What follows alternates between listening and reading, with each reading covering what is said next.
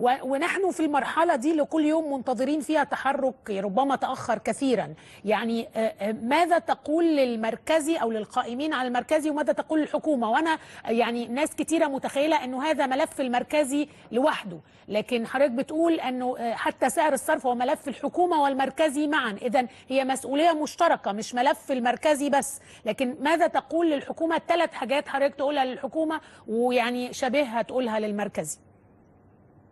هو شوفي حضرتك، يعني أنا اللي بقوله لك من حيث المسؤولية ده موضوع تقديري، لأن ده ملف قومي وملف أمن قومي. تصوري إن أمرهم شورى بينهم، أستغرب لو ما فيش تشاور ما بين الجهتين. إنما أنا ليس عندي معلومة محددة أجزم بشكل أو بآخر في من هو الذي يدير هذا الملف. ده تقدير عن بعد.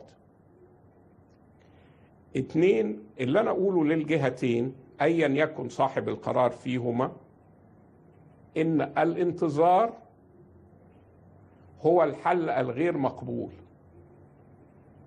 2، الحل عن طريق أحد إجراءات التعويم سواء كان كلي أو جزئي، مضار أو حر،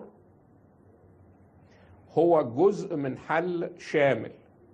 يعني مخاطبة الناس اللي هم منتظرين وقع سيء نتيجة هذا القرار لازم يبقى معاه أمل على أهداف يحققوها ترفع من مستوى المعيشة وتخلق فرص عمل وتحط مصر على المسار الصح.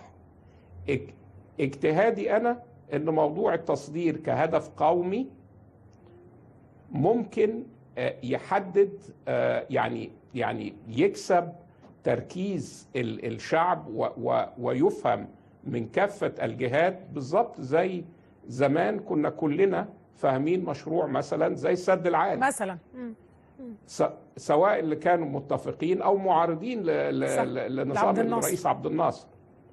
إنما كلنا كنا شايفين إن السد بيسمح لنا نروي 3 مرات بدل مرة، وبيسمح لنا بإنتاج الكهرباء اللي هننور بيها الريف وهنشغل بيها المصانع.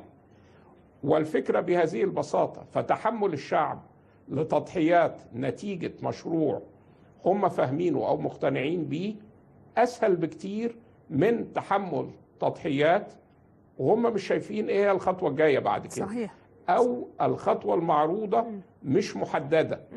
يعني لو نتكلم في أمور كبيرة بس مش واضحة بشكل إنها تستوعب من المواطن العادي، يا مش درجة الإدراك مش كافية، يا هيبقى في تشكك.